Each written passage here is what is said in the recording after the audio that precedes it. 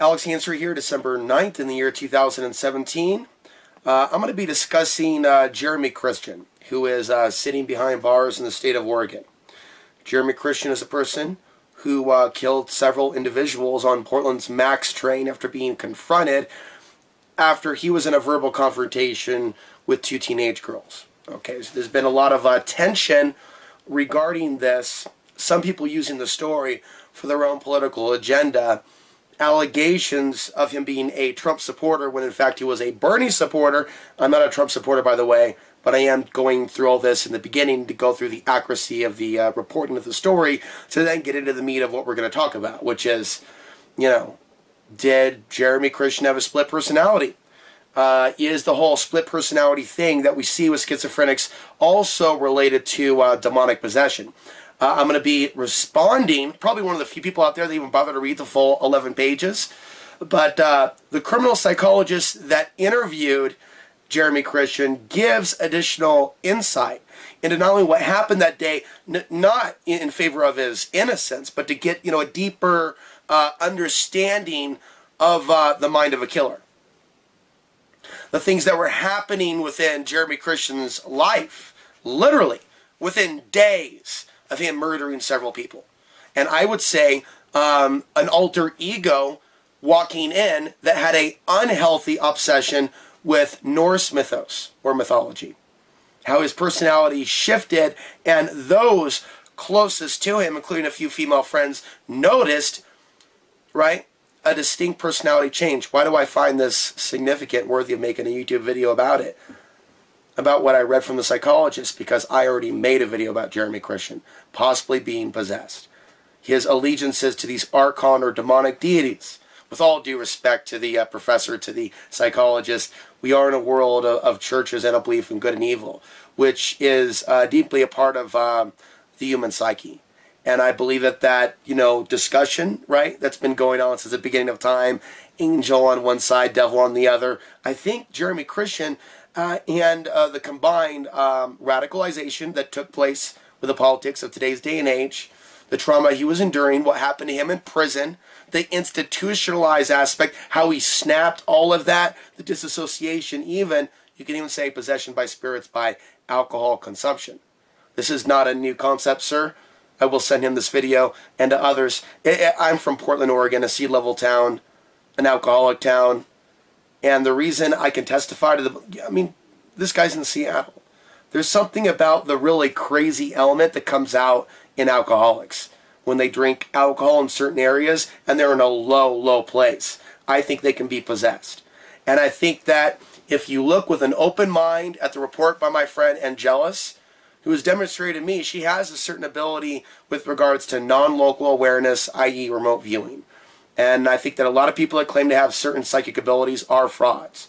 But sometimes we do come across friends in this world that have shown themselves to be accurate, knowing things about ourselves. And they're not government agents or spies. And they're not really good guessers. We're talking about profoundly specific details. And you know what I mean. And there is a certain science behind that also that identifies non-local awareness. And there's a reason the government has used psychics for years. So the ability does exist inside some humans. So I enjoyed her, right, taking some time and looking at Jeremy Christian, if you will, in spirit, some of the names of the deities that he was literally pledging allegiance to in that period in which it seemed that his personality had shifted. Again, we're looking at a guy that physically looks different when he's showing up at the Patriot Prayer protest in Portland, Oregon on 82nd at Monteville Park, where he's literally using the N-word. And it's literally calling one guy a white N-word, white nigga. Provoking. Then we see literally his appearance and that sunken look, right? The day of his arrest. A lot more violent. There's more beast out in that dude. And then, you start looking. I already knew about some of these deities being fronts for archons. What I discussed on this channel, what the Christians call demons. Okay? And I would warn those against being disrespectful to those that look a little deeper at the possibility that things are not as they seem. I'm really not going all that far out there, and it really is a lot more accepted in our society. Look at pop culture that these things could be possible. That's why these fictional movies do so well. It's based on the possibility that some of these ghosts, goblins, demons, aliens, archons could be interfacing with human society. throughout human time for thousands of years. This is the Gnostic in me that needs to, make sure that at least the psychologist is aware of this, right? It's not an accident that mankind has been concerned with the idea of dark supernatural entities pretending to be our gods, but actually being deceivers. You can at least wrap your mind around that one. If not, watch Dark City, watch The Matrix, become aware of the allegory of the battle of good and evil. Okay, so we look at Jeremy Christian. Here's what the psychologist was missing. The deities that he pledged allegiance to, right? He made it about 15,000 comic books. Sir, for a guy who has a degree, right, and a license in multiple states, did you miss what he posted on Facebook? Or were you all about like promoting your 12 hours of research, right? Because I can see right through what your report left out. The dude was pledging allegiance to deities that could be compared to satanic deities. But see, would that get in the way of your psychological understanding of being an atheist and scientism and those things don't really exist? Let's make it about the comic books. No, seriously, dude was like, you got the thing down about the Vinland book. But it went more about, he was just using the books in the Book of Mormon, which he randomly started carried around. Good note on that. Because you're giving us data about the personality shift, even if we have a political or disagreement on what causes that political shift. Mental illness, demonic, archonic, spiritual parasite possession. Don't overlook what thousands of humankind parapsychologists have been looking at. Take a little bit closer at the crazy in Seattle and Portland. Do some traveling. Find out people are a little less unhinged. There's also a reason why, right?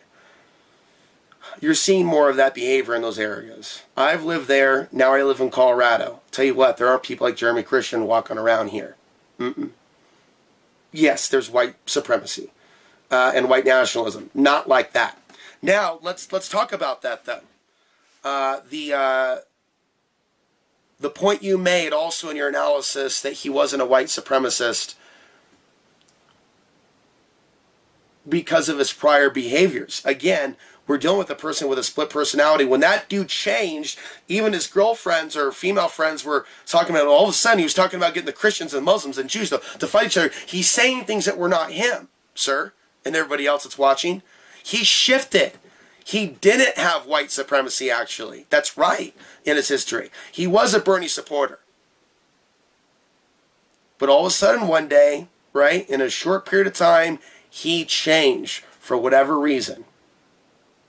And he was on a path to provoke people and say things and do things that he was not doing a month ago.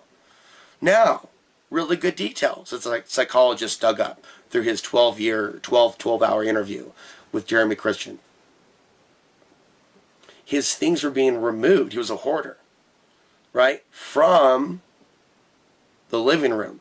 You know, spiritualists that talk about psychic protection and clean out your space, if you have litter that's like stacked, that can be a conduit for those lower energies. Who knows, maybe his mother was trying to stir things around. Dude, you need to get your stuff out of here. Like, seriously, you're like, how old? You live with your mommy?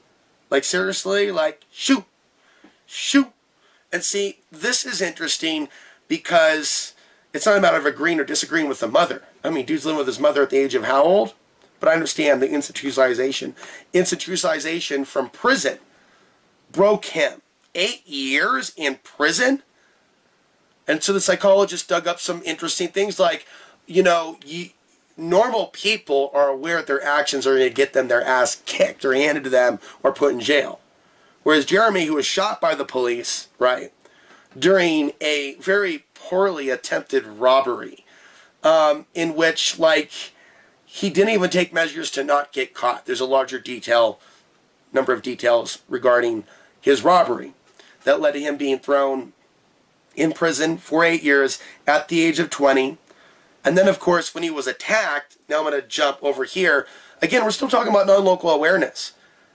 Because my friend John Burroughs, who visited me here off the grid, that video is on this channel, said he had a hunch that Micah Fletcher may have acted in a certain way, not to put the guilt on Micah Fletcher and make the guy innocent. We're talking about Jeremy Christian. But could Jeremy Christian have been triggered unnecessarily, right, by aggression from Micah Fletcher and others on the max? People getting a little too close to him. A person that basically has PTSD from being in prison. Of course, they didn't know that. And so, of course, the media, ooh, for political white supremacist killing, you really have more mentally disabled, possibly possessed man that lashed out on two people, that got up in his grill. He was having flashbacks, PTSD, having to fight off guys probably trying to rape him in the penitentiary that he spent 8 years. See, that's all like mass mind control. That is straight up mind control to be put into those type. But I think there's an article out, side topic, side news, about visitations no longer being physical in certain states or counties, one particular, where it's going to be like all over the phone. They'll probably charge him for that. You know, you think about the dehumanization.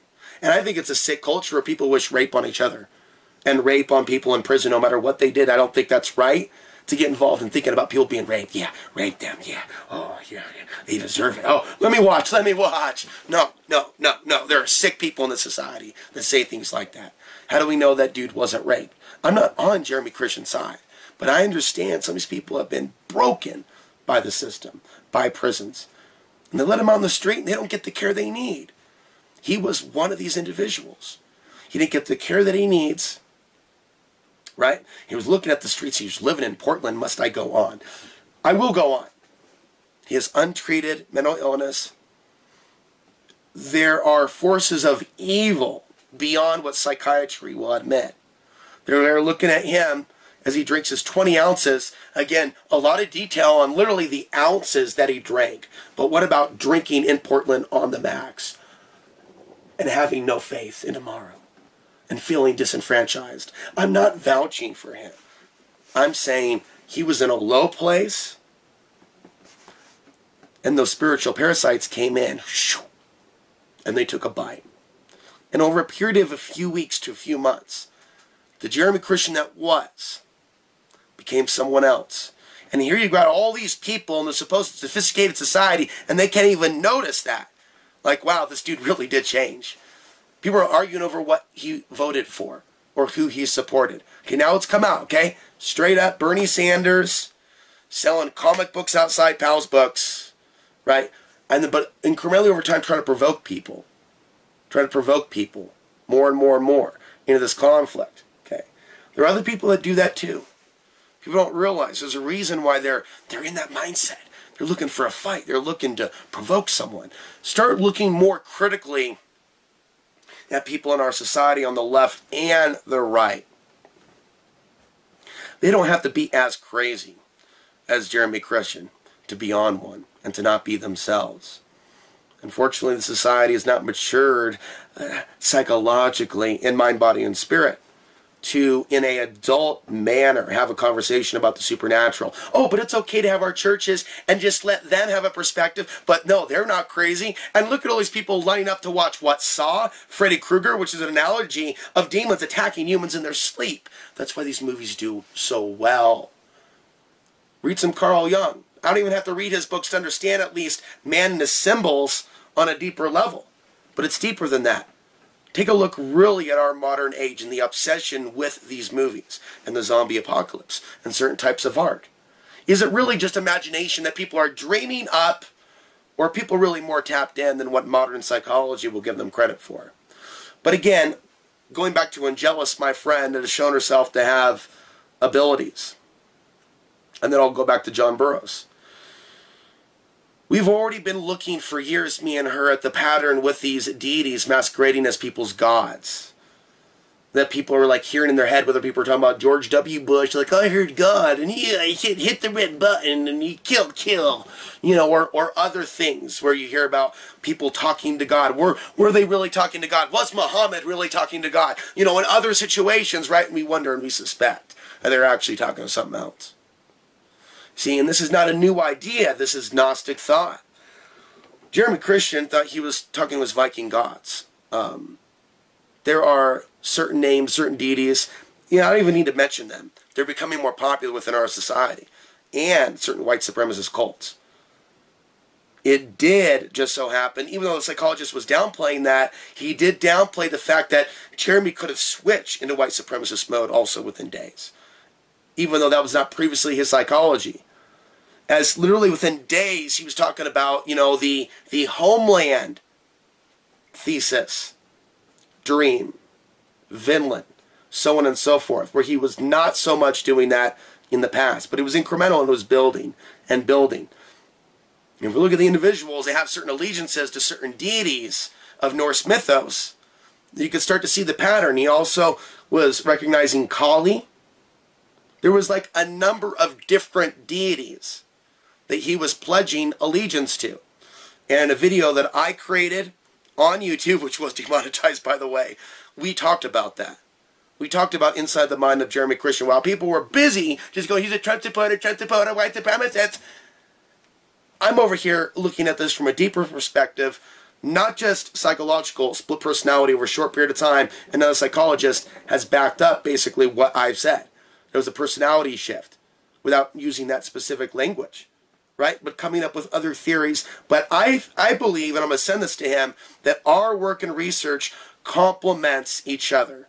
And he should look at the deities, not just the comic books, but the deities that he believed in and others today that believe in those deities and what their ideology is. And perhaps that would educate the psychologist even more. But this is actually a warning. We're going to see more people like Jeremy Christian just pop up out of nowhere,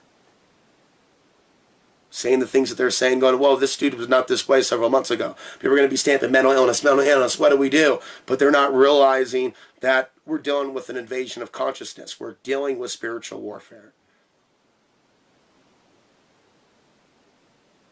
And so, in going back to John Burroughs said to me in a private message on Facebook that he felt, it was just a hunch, that Micah Fletcher and the way he and others may have acted when he was having this episode may have been unnecessary. And what we can see also from his prison experience and the PTSD, they're cornering him. It doesn't mean that Jeremy was innocent. It means that people like Micah Fletcher and others overplayed their hand in a situation to where he did not already have the knife out. He was verbally accosting the females. Perhaps people need to think twice before getting physical and pushing up against people when they don't know their own mental health history, right? And John Burroughs hit the nail on the head. That was one detail that perhaps people didn't think about when they were just putting him into the box that they wanted to for their own political purpose, as if these leftists and progressives are actually doing anything to even fight racism to begin with. And that's another video. All right, but I made my main point.